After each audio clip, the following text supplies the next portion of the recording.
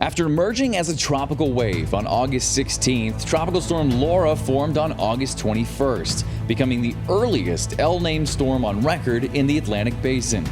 Laura first brushed the Lesser Antilles and Puerto Rico with heavy rain and wind gusts up to 70 miles per hour.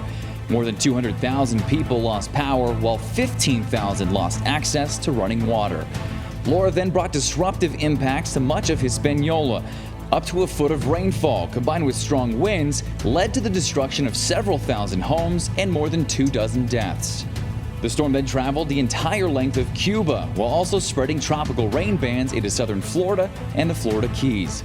After moving into the Gulf of Mexico, Laura strengthened into a hurricane and eventually became a major hurricane after a period of rapid intensification.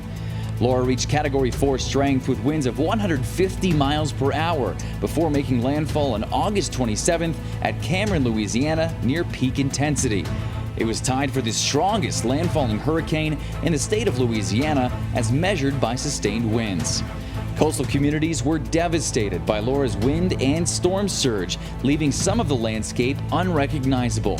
Widespread destruction was still observed 30 miles inland in Lake Charles, where winds topped 130 miles per hour. Buildings were torn apart, streets impassable after being littered with debris, and hundreds of thousands of area residents left without power.